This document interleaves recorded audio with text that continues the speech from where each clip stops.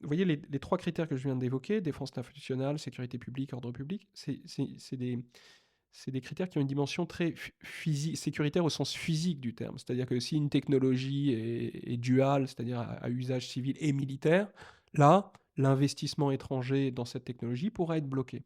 Mais s'il y a un investissement dans un actif industriel juste de pointe, qui nous donne un avantage, vous voyez, économique, qui stimule l'emploi, la croissance, alors le dispositif français ne pourra pas nous permettre ne pourra pas intercepter, ne pourra pas bloquer cet investissement-là. D'une certaine façon, on refuse de protéger notre sécurité économique. On protège notre sécurité nationale dans un sens très physique, vous voyez, défense, et pas notre sécurité économique. Les États-Unis, à l'inverse, alors eux, ils ont un terme souvent, comme souvent, un peu duplice de sécurité nationale.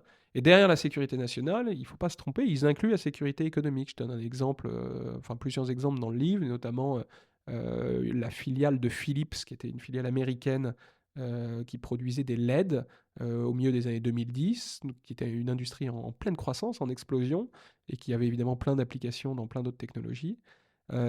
Quand un investisseur chinois, Goskel Capital, a essayé de racheter cette filiale américaine, le gouvernement américain ça l'a empêché. Et ça, c'est typique d'un investissement qui a une vocation purement économique. Et bien ça, le gouvernement français s'interdit de le faire